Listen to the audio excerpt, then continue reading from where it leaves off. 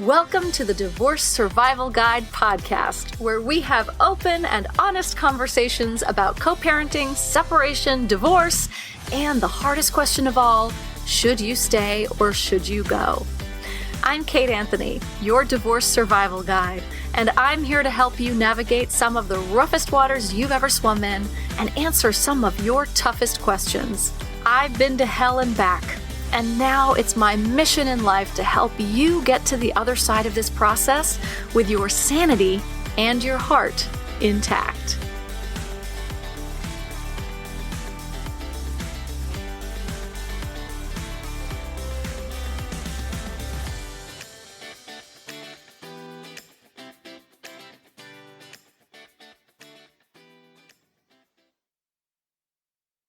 Hey everyone, welcome back to another episode.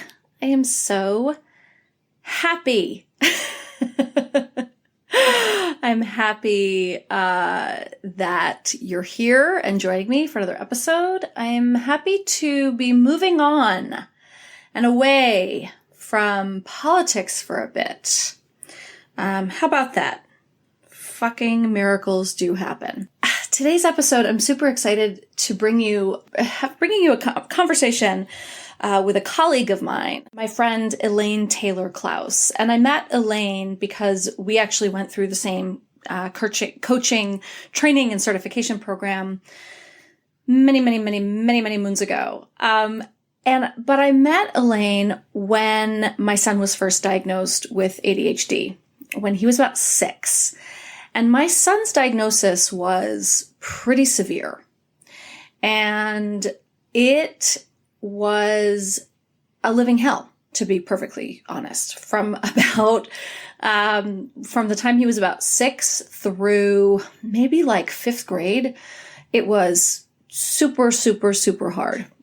In our world. That's I think when my anxiety really kicked in, and I would have anxiety attacks every day just before pickup, and sort of every afternoon after school with him felt like battle, felt like I was going into war, and I was sort of arming myself for time with my child. And then you get the guilt and it was so awful. And at that time, my coach recommended that I get in touch with Elaine and I start sort of looking at her work. And I got to tell you, it was a game changer for me.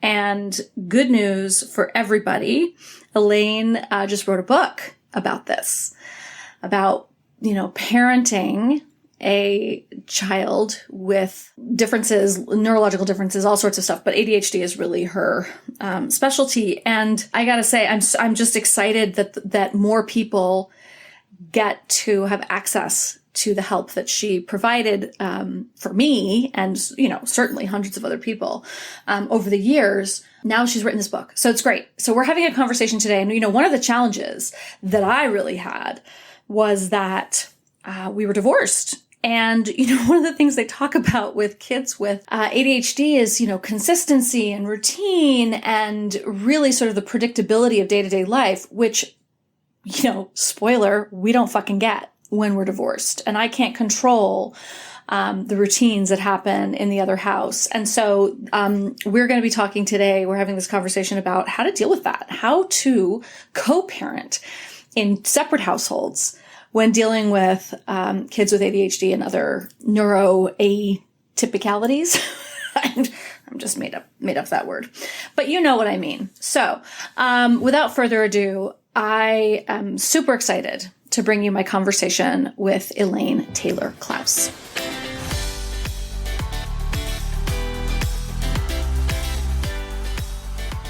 Elaine, I am so excited to have this conversation with you and to have you on the Divorce Survival Guide podcast. Thank you for being here. Thank you for having me. I'm thrilled to be having this conversation with you. Yeah, me too. Full disclosure, I will say that I want to tell everyone that you were so instrumental in my process going through when my son was first diagnosed. One of our mutual friends and colleagues sent me to you immediately. And your work really, truly impacted the way that I moved through my son's diagnosis and parenting him. And everything that came after that. So this is not just for me, this is not just let's interview an expert on the podcast. This is like, I am so grateful to you and your work. So I am so excited to promote this work and your book. Well, thank you. I'm really honored by that. And as you know, we get into this work because we needed it ourselves and it wasn't there when we needed it.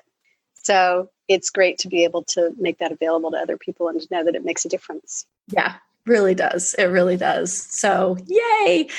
So, oh my gosh, where to begin? I guess we're going to start with like the diagnosis, right? You get, and we are going to talk about how this works with parenting across households, right? But I know that for me, when my son was when his kindergarten or first grade teacher came up to me and said, I think we might need to have Emmett evaluated. Yeah. That's what I was going to say. It actually starts before the diagnosis, right? Yes, it does start before the diagnosis. It does. Right? And I will tell you that my first reaction to that, and I know this is very different for everybody.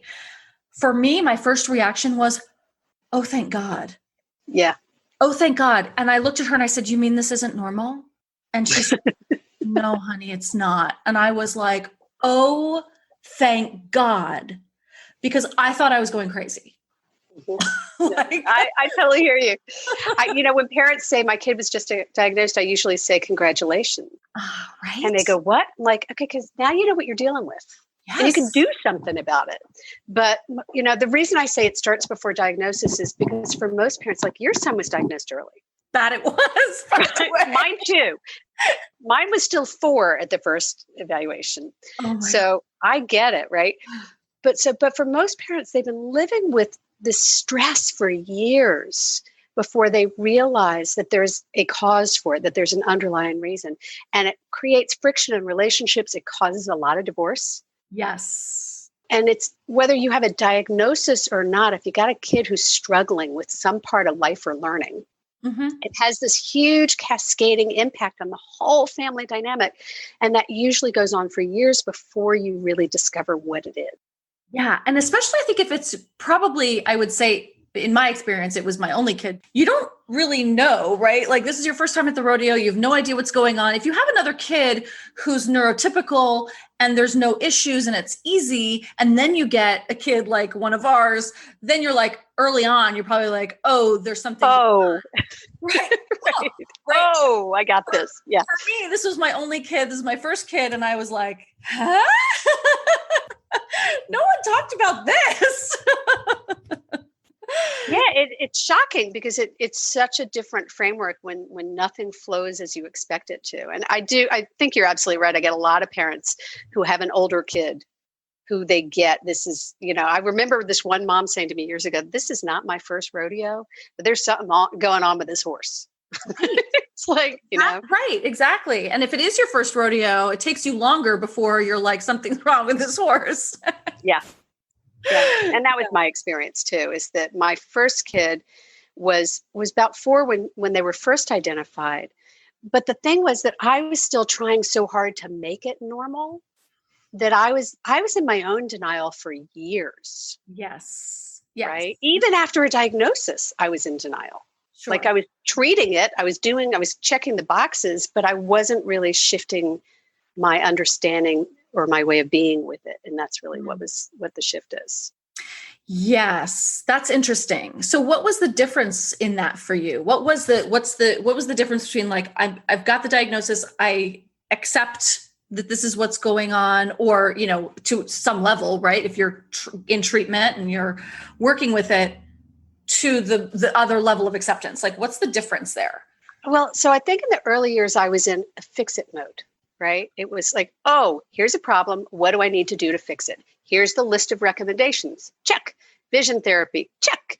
Occupational therapy. Let me go take this, let me check into brain training. Let me like a pinball machine, right? Let me try all these different things. Oh. Let me do a nutritionist. Let me do I cannot tell you all the different things I tried in those early years because I was trying to make it okay. Right. To keep bringing it back to how can I make this normal? How can I make this fit into a box? And it wasn't until so the shift went from being the fix-it parent to really understanding what was going on and shifting my expectations to meet my kids where they were, instead of trying to fit them into some mold everybody else had for them. Yes. And that was the real shift. And I remember actually vividly, my eldest kid was 8. And I was talking to a very, very dear friend, one of my best friends is a therapist. And they were then, by this point, they were struggling both socially and in school. And I looked at him in tears. I'm like, what do I do? Where do I start? I had like 8 diagnoses. Right. And he said, when you're dealing with both school and life, that's when you really got to shift your approach. You got to do something different. Mm-hmm. And for us, it was a combination of things. Part of it was the therapist said, go metabolic, go look and see what's going on with the body. And so we did actually discover a gluten intolerance that was hugely impactful for us. Uh-huh. I am not saying that that's a panacea for everybody. No, we tried it. I mean, we tried no difference whatsoever. Right. One kid, yes, one kid, no. So, right. But for this one kid, there was definitely a nutritional thing that was going on. And then as I began to get support from me and coaching for me, that was the real shift, because it was about changing my way of being with it. Yes. Instead of trying to fix it, I had to understand it so I could learn to be with it and manage it. And that's the shift. And I got to tell you, Elaine, when you talk about like the vision therapy and the OT and the like all of the things, I just had like a trauma response to a visceral reaction, right? Visceral response, because I just remember all of this. And I think about this poor little kid. Right. This little kid that we are dragging around every fucking day, every week to some new specialist to try to, quote, fix them. Mm-hmm. And what kind, I'm like this horror about like what kind of damage just that does to them. Right. And I'm not saying that, because you hear from people who are like, vision therapy changed everything, or, the gluten intolerance changed everything, and so you're like, oh, okay, and I'll try this now. I'll try it because it's going to be the thing. And what's worse about this is that we had this experience with, and I'm curious about your thoughts on this, because my son had extreme colic. Me too. So did mine. Yes, which they definitely are linked, right? I don't know if there's been a lot of studies done on it, but there's this correlation, right? Because it is a sensitivity to input, whatever my brain isn't seeing. Stimulation. Thank you. Yeah. And we'd gone through have you tried? And oh, my son had colic and this worked for us and this, right? We'd already been through that and none of it worked. Yeah. Right? And we sort of bought into it the second time around, and it's, oh God, it just breaks my soul. I'm so there with you. I knew that I had a quirky, complex kid at 2 weeks. I am not exaggerating. And this kid was 8 to 10 before I started really shifting and getting the help I really needed. And that's not to say that I'm sure there was a value to vision therapy. I know there was a value to occupational therapy. Like I'm a true believer in OT. Yeah. But it's not a solution. It's not a panacea.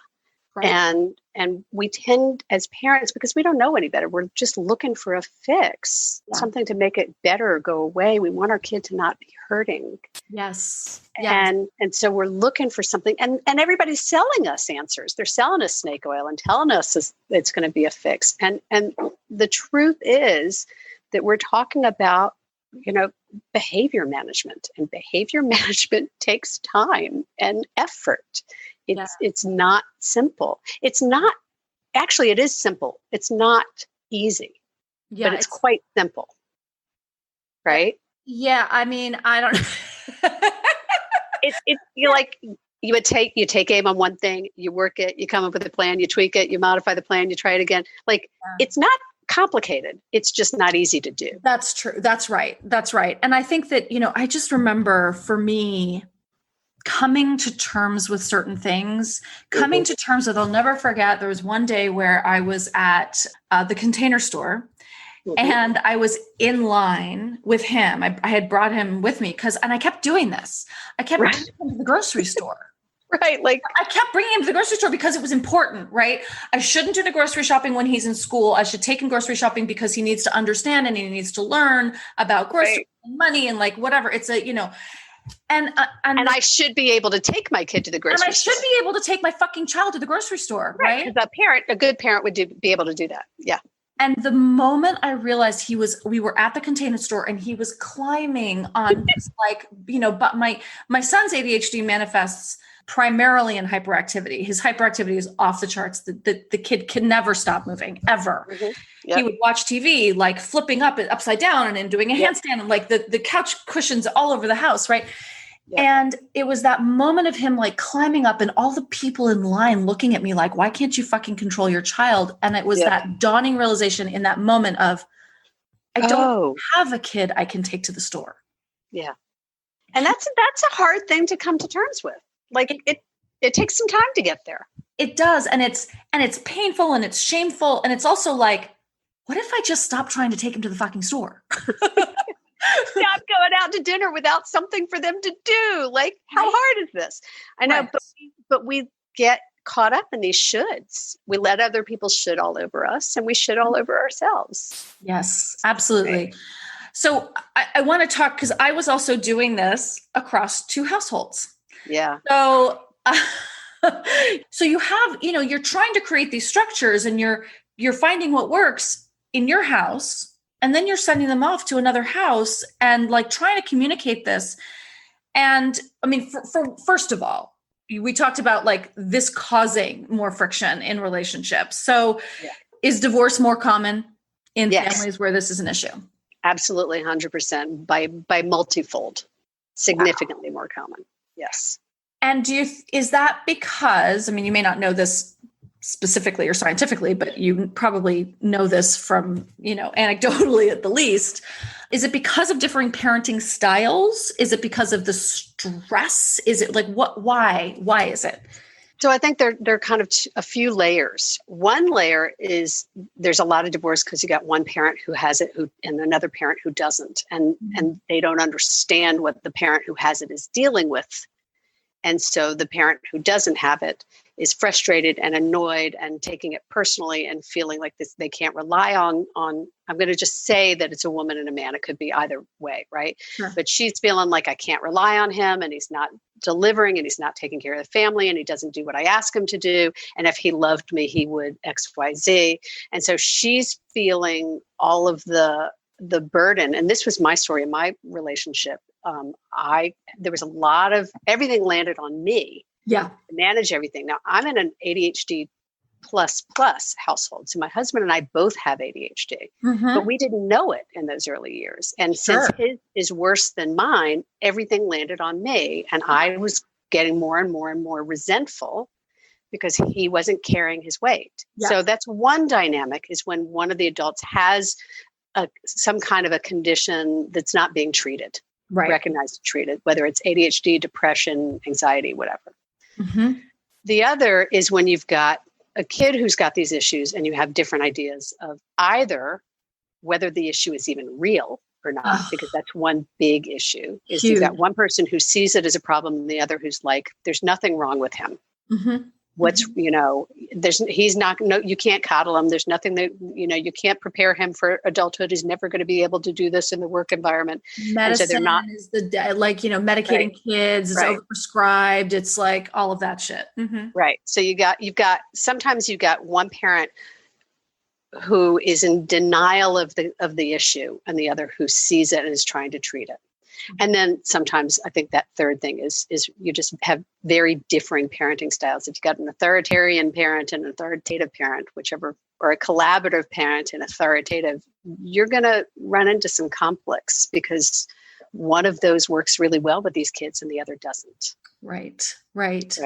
So these are kids who are already dealing with struggles with self-management, self-regulation, and self-control.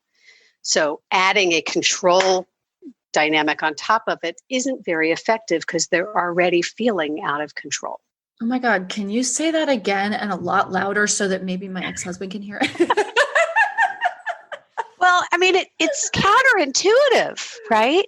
Right, On because one they're feeling level. out of control, right? So So like, you think you should control them. Totally. And that's what we do is we think we should control them.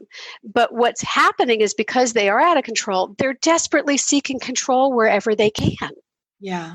And so that ends up being pushing back against us, especially against authority. And a lot of kids with ADHD happen to have some issues with authority anyway.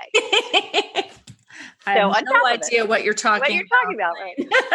But so there's this, it's all about control, ultimately, at the end of the day. And if we can understand that this is about control and that our job is to transfer control instead of controlling. Yeah. That's the shift as a parent. But it's hard for a lot of us to do, even if we understand it. So transfer control, meaning actually empowering the child to find control where they can and in ways that make them feel good, right? I mean, that was incrementally, right? Yeah. You're looking for little successes because successes breed more successes. Right. So if you can build an environment where your kid begins to see, well, I could do this well, now I can try this, now I can try this. Incremental change is way more effective. But we have this tendency to look and say, well, we want you to shift from this to that. Well, what are the steps to get from this to that? Because if we could celebrate, like the example I use, I know this sounds silly, but if instead of, did you put your dish in the dishwasher, right? What if it's first you acknowledge them for clearing the plate, then you get them to get it in the sink, then you get them to get it into the dishwasher, then you get them to do it properly in the dishwasher. Right. Right.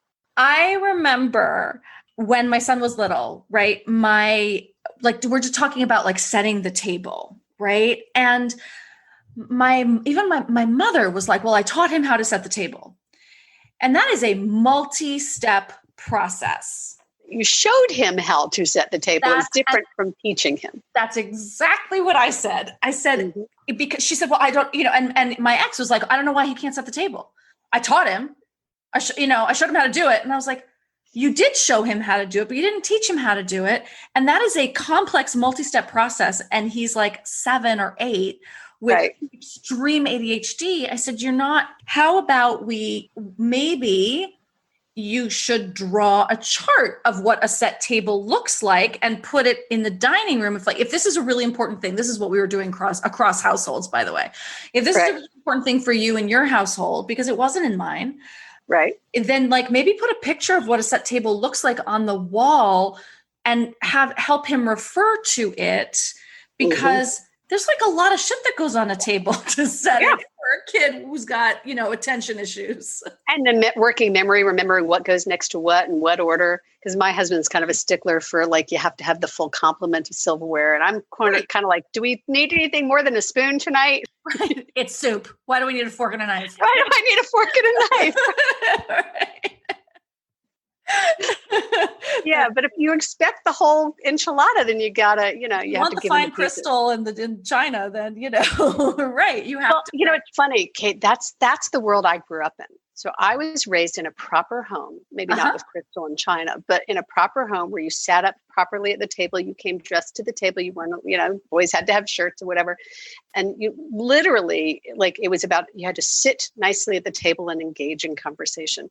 And in hindsight, that was a crazy expectation for my family. One of my brothers was diagnosed early with what was called minimal brain dysfunction before it was called ADHD. I don't know if you know that. God.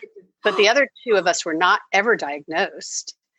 But, we're like, it was everything we could do to sit. Right. And when you're trying so hard to sit and be good, you can't really engage in an interesting conversation because all you can do is try to sit and not let them see you feeding the dog under the table. I mean, but that's how I was raised, in a very proper environment. So it took me a while to overcome that expectation.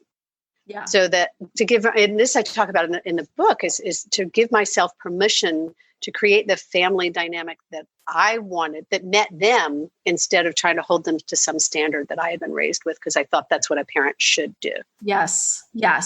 I had similar. My mom's British, right? So everything is, dinner with the Queen that's the standard. And it's a wonder I was able to comply. I think that I don't know about you, but of course it was my ex is clearly ADHD, clearly, like on his forehead. Absolutely. Right. And so when Emma was diagnosed, it was like, yeah, of course. Right. No kidding. Right. And it was about 3 years later that I was going through some paperwork because of course it did all fall to me. Right. And I was like, huh. And I texted him. I was like, honey, I think I might have it. And he laughed so hard. He was like, are you shitting me? He's like, of course you have it. I was like, wait, you knew? And he was like, you didn't? And it was because mine is so differently presenting, right? Because I don't have hyperactivity and they share the hyperactivity. It was just like, oh, that's a you problem. That's your genes. And he's like, no, baby, that's your genes too. Yeah. It was like, oh man. Well, I remember going to my daughter's psychiatrist and I said, could I have it too? And she said, literally, no, honey, you're just a mom. And so it was probably another couple of years after that before I finally had myself evaluated. And the only reason I did was because I was trying to go back to graduate school. And I was trying to figure out why I had had such a hard time and such a hadn't taken the GREs. And by this point, all of my kids have been diagnosed. And so it was like, he cannot be responsible for all of this neurology. There's as much as you'd like to blame him for it, you know? Yeah, by that point, it was like, couldn't do. And so I was diagnosed with both attention and learning issues at 40 years old. Right? Because that was the other thing. My middle kid had been diagnosed with dyslexia and it's 100% hereditary. Oh, interesting. So it's like, okay, well, it's one of us. And it made, and because I'm a writer, nobody ever thought I had dyslexia, but it made all this stuff make sense because it's not your classic, it's a reading challenge. So I always had trouble reading, but I could write because I had learned to write or whatever. And I had terrible working memory, so I could write and not have to take tests in college. So I really, really cultivated my writing so I didn't have to remember stuff. Yeah, we accommodate as adults in all kinds of ways, right? We do. And it's interesting, right? That like the way that you accommodate and you learn, this is what we need to provide for our kids is the space for them to accommodate and learn like what works for you. You know, my son still, his handwriting is like, he's like a 3-year-old. But all the kids now. Yeah. But you put him in front of a computer and he writes beautifully. Like it's unbelievable the stuff that comes out of him.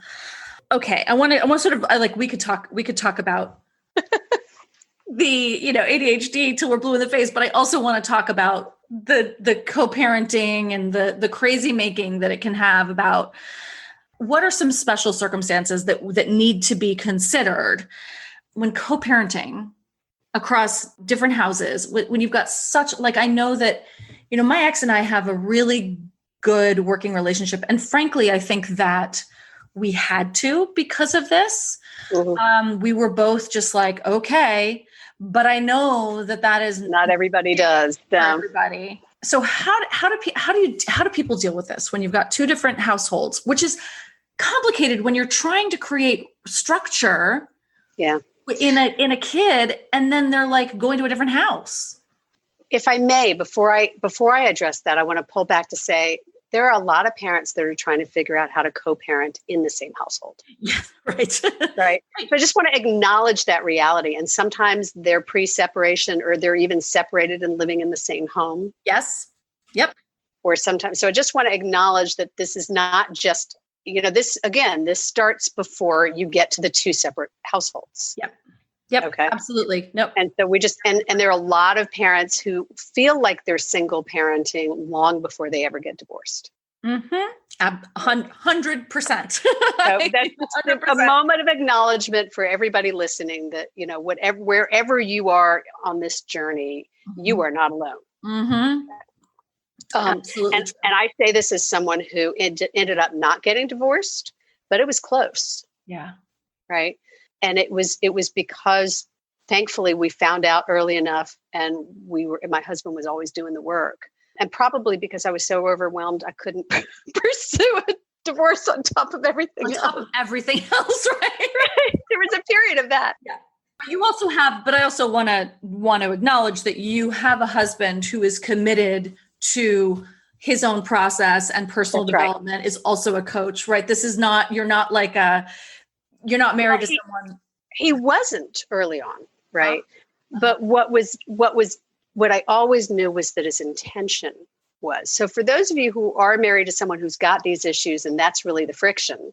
And actually I have a client like this right now, and they really do want to stay married, and they're trying to figure out, do they do conscious uncoupling or da-da-da. What really needs to happen is the spouse who doesn't have it needs to take the time to understand what is going on for the spouse, so to give him space to do his work. Yeah. So that's that. I do want to say that there's a role for all of us in it. And the reason we're still married is because I did give him the space to do his work, and he was doing his work. Yes. And that's, right. And that is key, that he's actually doing the work. Yeah. And I also want to, I know that we're trying to get to No, we'll get there, but I think this is important. So this is important because one of the things that's really interesting about that is that, especially when you have a kid who has some of the same traits as that partner, you think you're divorcing that, right? But then you got it in your kid. So doing the work on yourself to allow that space for another human being to be on their journey is important. It could save your marriage. It'll definitely help your relationship with your kid, right? So 100%. You can't just be like, well, I can't deal with this, so I'm divorcing him, because guess what? Right. It's still living with you. You still got it in this form of this child that you made together. Yeah. Right. Whom you really want to empower to become able to manage it. So you got to understand it well enough to help them learn to manage it. Exactly. Right? Yes. Definitely. So if you're lucky enough to do that while you're still spouses, great. If you get to that point where you're separately habiting, I guess is the word, the opportunity is to embrace structure, but don't let it become a controller. So we have this tendency, there's one thing about leaning into structure. There's another about letting it become, I'm not coming with the right word, but giving away, surrendering ourselves to it. Like yes. The structure is a vehicle to help us achieve what we want to achieve. It's not the goal in and of itself. And this is where I think we mess up in the ADD world, in particular, executive function world. Let me broaden it. Is that, or in a lot of issues actually around parenting, is that we start with the end. We start with the structure, right? Stephen Covey says start with the end in mind. He doesn't say start with the end solution. Right. He says start with the end in mind. What do you want to achieve? And then the goal is to work through a process of figuring out what system or structure will help you achieve that.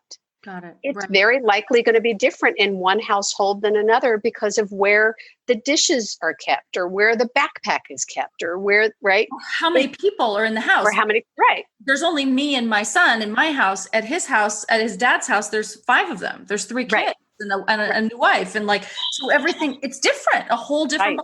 Right. And so we want to be careful not to let the structure become the goal in and of itself. The structure it's a tool, it's a vehicle.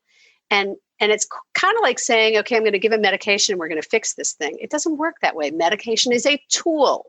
Yeah. Behavior management is a tool. Structures are a tool. All of these are ways that we learn to manage ourselves and navigate life effectively. But we want to make sure to not surrender, to shift out what's the real goal here, what's really important here. So if you're dealing with, he makes his bed at one house and he doesn't make his bed at the other house, right? Well, how important is it really that he make his bed? Is he making his bed because there's some moral success there, or is he making bed because that particular house thinks it's important? Right. So if he makes his bed there and he doesn't make his bed at this place and the parent's okay with it, that's fine. Yeah, totally. Right. Mm-hmm. Because the parents, you choose where you take aim. You choose what's important for you to focus on as a parent. And, we were talking about the formal dinner table. Some of us care about whether the table's set. Some of us don't. Right. And so each house is going to have different expectations. And what's more important is that we get clear on that and that the kid gets clearer, because that's probably one of the biggest confusions with younger kids, right? Is they go back and forth and it's like, wait a minute, where am I supposed to do this? Where is it important for me to do that? Yeah, right. Am I going to get in trouble for turning on the light here? Am I, I said to my son the other day, he cooked something in a pan and he left, it was all gooey and black or whatever. And I was like, honey, you need to fill the pan and let it was like a grilled cheese or something. And I was like, you need to let it soak. And he's like, but daddy yelled at me for doing that. Right. Exactly. Perfect example. Okay. Right. I said, honey, you've got to load the dishwasher with the fork tines up. No, they do it The fork knives go tines down. And you got to do it up. And at Dad's house, you have to do it down. And then I called Dad and I was like, Dad, you do it wrong. Look, it says in Consumer Reports that you have, right. And I was just like half joking with him, but I was like, you're doing it wrong. Your favorite magazine tells you. And he's like, oh, I know, honey. He's like, but the way that our dishwasher works and the way that our silverware balances, we don't have a choice. We have to do it down. Right. And so, but like, this is this poor kid. And he's got a working memory issue and he doesn't remember. Right. And so we have to, on the one hand, we have to be clear, but on the other hand, we have to be a little flexible here. Like I talk about, we teach this concept called flexible structure. Mm. So think about a bridge, right? The only way that a bridge stays up is if it's got some movement in it. Right. It cannot be rigid or it will collapse. It's got to be able to move with the water under it or the air that goes through it or whatever. Right? Yeah. Right. A building, a bridge, any structure like that has to have flexibility to make the structure have integrity. Right. And it's the same way with our kids. We have to be flexible enough to say, wow, he's having a bad day. I'm just going to clear that plate for him today. Right. Mm-hmm. Or he that's how he does it at his dad's house, or, whatever it is, whatever. And that's not being permissive. It's being realistic. Yeah. It's allowing people to be human, not picking out every single mistake that they, it's like, please just like, let's focus on what's important and trust that the other stuff will come along over time. Yeah. I was thinking about, so this client keeps coming to mind in our conversation, which is really interesting because the client from many, many years ago, she's the one who said, it's not my first rodeo. Yeah. Okay. Okay. So she had an older daughter who was on her own, like 24 years old and living in the world. She had a 12-year-old with ADHD, adopted daughter who was not on her own. And she came to me because she realized she was waiting for her daughter to hit 18. And that was not how she wanted to spend the next 6 years. So sad. Yeah. Totally. And she's the one who said to me, the beauty of doing this work with me was that her daughter got to be a kid and she stopped dragging around from appointment to appointment, right? As you were saying earlier, right? Totally. So that's why she keeps coming up in my mind. Yeah. One coaching session, I remember we're talking, she was totally freaking out because this 12-year-old girl was eating potato chips on the floor in the family room watching television. And when she got up and she left, there were crumbs on the floor. And so the mom catastrophized that when she's 24 years old and she has an apartment she's trying to share with a friend, she's not going to be able to have an apartment mate or take care of anything when she's an adult because she was leaving crumbs on the floor.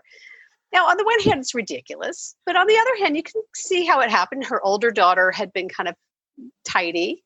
Yeah. And so then she had this really hyperactive 12-year-old kid.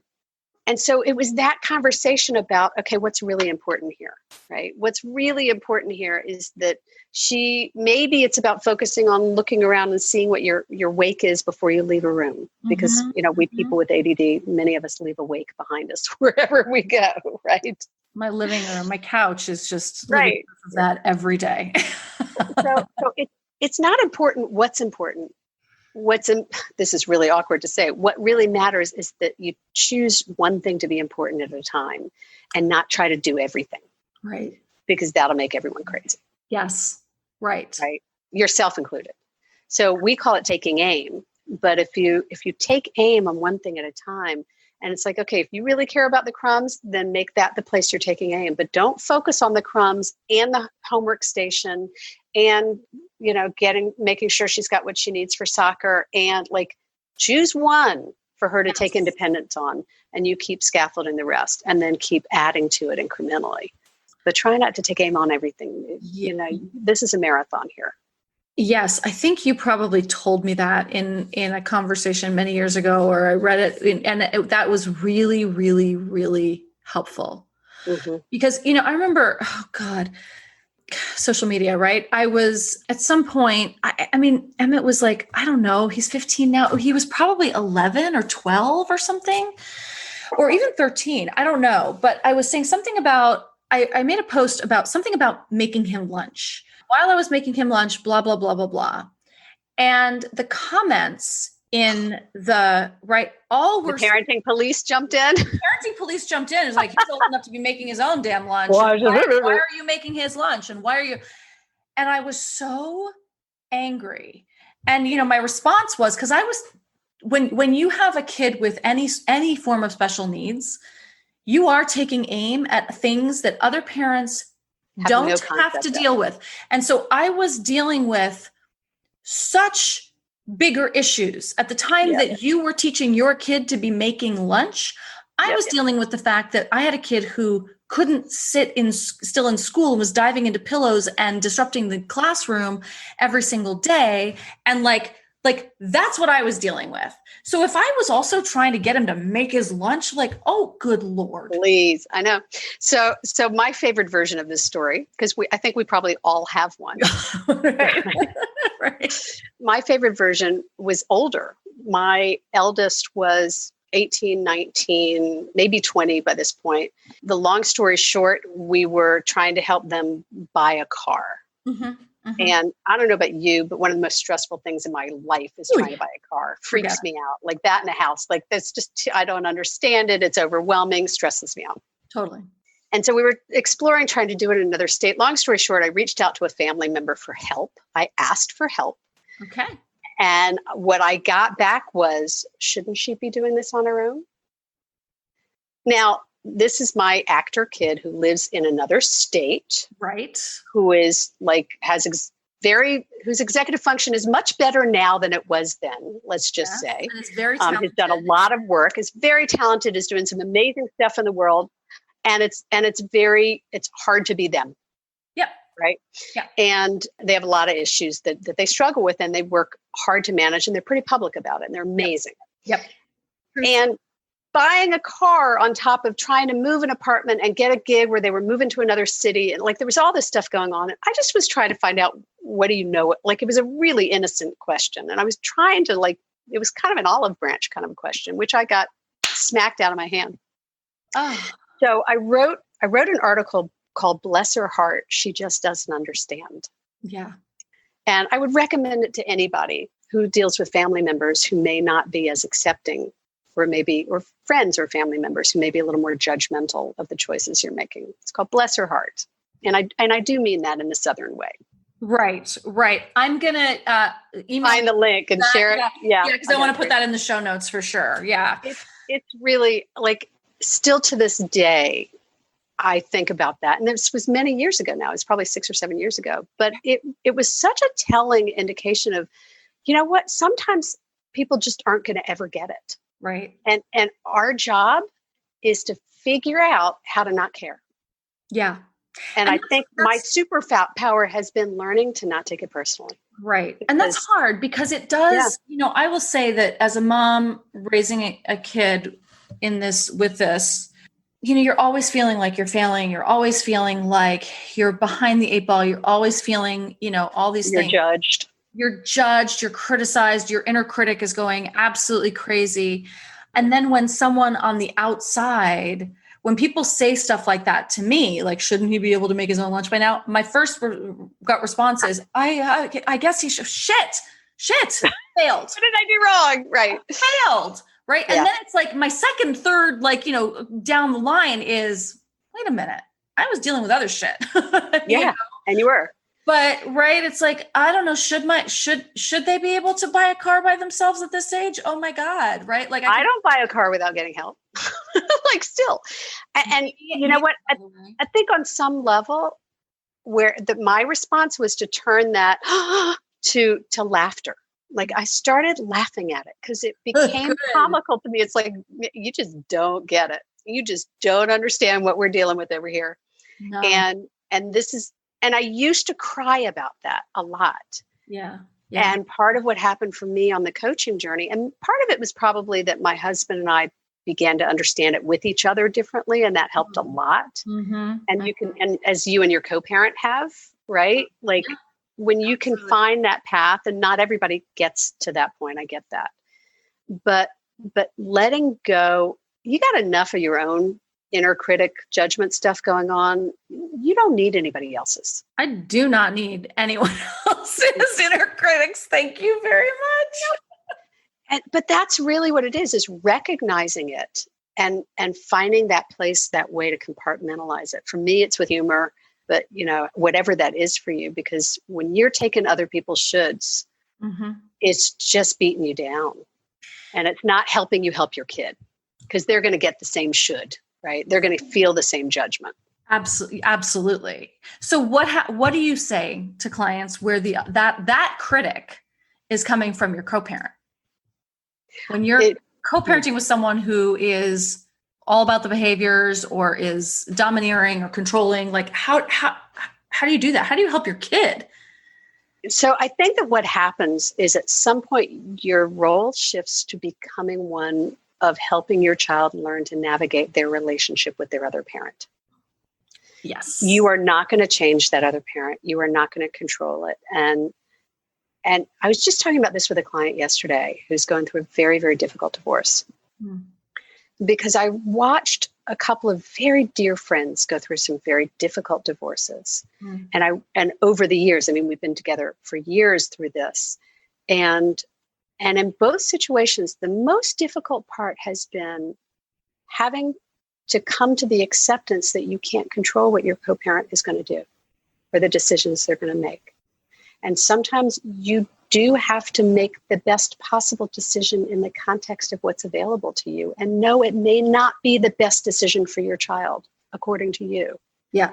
But, this one co-parent, she's like, well, I made the decision to let him do this, because if I do that, then he's not going to fight me on that. And that's more important. And so you are constantly thinking through, negotiating, and then making the best choice you can. And it's not always going to be the best one you would make. And you're coming to terms with that is, I think, probably the hardest part of co-parenting in a divorce, and the most important part, the best gift you can give your child. Yes. And the sort of bringing it back to that is being able to support your child in being in relationship with their other parent without judging that other parent, even when you disagree with them, is probably the hardest part. Is how do I stay out of judgment and be matter of fact, but still be clear, this is what you're dealing with. No, I know you're disappointed that he didn't show up when he said he was gonna, and I'm so sorry, and that's so hard to deal with, without making it, this is what he does all the time, and I can't believe he did it again, and right? Like, is to be able to be there for your kid without going to that reactive place you want to go to about the choice they made. Is that too circular, or is that? Nope, I think it is. I just want you to say it all again so that everyone can fucking hear it, because that's, everyone rewind, hit the back button on your podcast. Well, it's sort of the bottom line of it is two things. One is you have to find a way of being with the decisions your co-parent makes that you disagree with. And two, you have to support your child in being in relationship with their parent without judgment. Y'all, that is like, seriously, that is if I could distill how to co-parent in divorce, ADHD or not, that's it. And, I'll also highlight that you don't get to, there's sometimes there can be some like mom privilege where like, well, I'm the mom and it's best for my child to stay in one house, or it's best for my kid to be with me, because obviously consistency is the most important thing. Everyone always says that consistency is the most important thing. Consistency is the most important thing. And you don't get to do that. You don't get to use this as a weapon against your co-parent. You don't get to use it as an excuse or reason to keep them in right. You have to actually learn to deal with it. You have to. That's right. It's self-management. That's right. You have to, and you don't have to like it to accept it. Yes. Right. You don't have to agree with it to accept it. In fact, you have to be clear what you do and don't agree with. And that doesn't change that when you get to a point where you're co-parenting. And this is true even if you're cohabiting and co-parenting, let's be honest, right? Yes. We cannot control this other human being who happens to be the parent of this child, no matter how much we want. Absolutely. Yep. And so we have to, sometimes they're going to do it a way you don't agree. When they're enrolling you to do it their way and you don't agree, that's a different conversation. Right. And you can say, I can't support this. I can't support this. I disagree, whatever. But you don't then get to turn around and do the same to them. Exactly. I have this really strong memory of my husband would get really upset. This is early. And he'd get really upset that I wasn't supporting him in something. And I finally looked at him and I'm like, I'm not going to counter you on this, but I am not going to come to your aid to something I totally disagree with. I'm not going to take that. I will stay neutral. Right. I can promise you to stay neutral. Right. But I'm not going to do that if I fundamentally disagree with how you're handling something. And that's a hard place to be in navigating a relationship. I think you're absolutely right. Right. And I think that when you're co-parenting, there's this whole idea that we have the unified front thing, right? We have to present a unified front. No, we don't actually, right? We should not present a fractured front but it doesn't have to be wholly unified all the time. Well, it doesn't have to be the same. Right? Yes. You don't have to have the same. You have to find that détente. I went to a workshop today where she was talking about polarity versus polarization. Right. And I think that's a great metaphor in a way for what happens in a divorced environment, right? Like we start off often with kind of this polarization. We're on opposite teams. Unfortunately, we're not collaborating necessarily to find the separation. But the question is, can you create some sense where there's a polarity, there are differences, but we can be different with respect of each other? Yes. I love that. That's really what we're looking for, I think. And I think that's what you're looking for in divorce entirely. Exactly. Right? I mean, when you don't agree, when you can't be, that's exactly right. I love that. I love that distinction. Well, and so here's what's coming up. Just as you're saying that, I'm thinking about this client who's going through a really, really, really difficult, bad divorce. And in part, now I get that I have one perspective because I've been supporting one person through this, right? And saw it coming long before it came and all that. But sometimes, and this happens in the ADHD community, I've seen it happen several times, when you have a spouse who is effectively gaslighting. Oftentimes that adult has their own issues and they're in denial of it. I've seen that happen quite a few times. And you end up with this dynamic where often the mother, not always, but often the mother has been completely disenfranchised, robbed of any sort of entitlement in the family, no money, no, no kids, no nothing. I don't know how you find the détente when the other person is completely irrational. Yes. And when there's alienation, that is a whole other conversation. Alienation is, I've done podcast episodes on that. Like that's a whole other situation. That's not what we're talking about. So if that's your situation, go listen to those other podcasts, because I do want to acknowledge that we are assuming some level of rational behavior here. Yes. That's actually very important. Yes. That's an important distinction. Very important. We're not talking about a psychologically about we're not talking about abuse. We're not talking about abuse. We're not talking about manipulation. We're not talking about coercion. We're just talking about disagreement. Right. Thank you. Which is different. Yeah, for sure. For sure. Elaine, I literally think we could talk about this all day, and that would be fun, but yeah. So tell people where they can find you and not more importantly, and also importantly, your book. I would love to. So my book is called The Essential Guide to Raising Complex Kids with ADHD, Anxiety, and More. And I really want to emphasize the more, because it really doesn't matter what makes your kid complex or your life complex. Right now, I think it should be called Raising Complex Kids in Complex Times. Right? But so The Essential Guide to Raising Complex Kids. And it was written to be the book that I needed when my kids were little that didn't exist. I want it to be the general parenting book for those of us raising kids who don't fit in the typical boxes. So I really encourage you to get it. I'm very, very happy with it. And people are loving it. I'm excited. Yeah, you just got your copy. I'm so excited. Yes.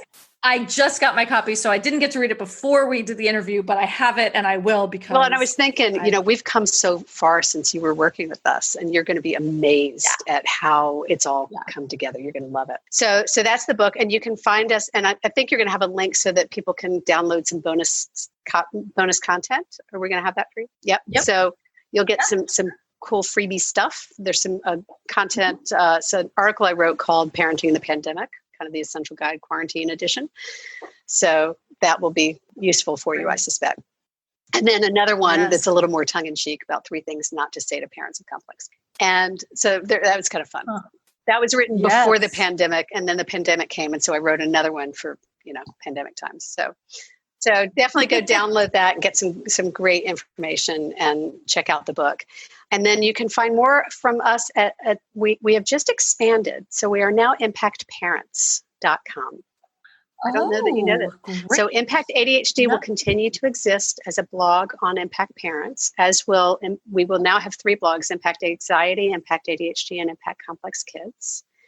And a ton of original content, really great, robust resources there. And then the parent company is now Impact Parents, because we wanted to reflect the full range of parents that we're supporting not just parents of kids with ADHD.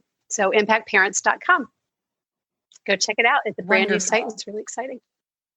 Oh, I'm excited. I'm super excited about that. I'm going to go check it out myself. Elaine, thank you so much. I'm so happy to have had this conversation, and I'm just so grateful for the work that you do personally, because it impacted me so much. But I think for everybody, it's just so important. So thank you so much. And thank you for writing this book. My pleasure. And thank you for having me and for this wonderful conversation. It was great to reconnect. I really enjoyed it. Thanks for tuning in to another episode of the Divorce Survival Guide podcast. If you like what you hear, head on over to Apple Podcasts or wherever you listen in and leave me a review. And don't forget to follow me on Instagram at the Divorce Survival Guide. I'll see you next time. And until then, remember, you, my love, deserve to be happy.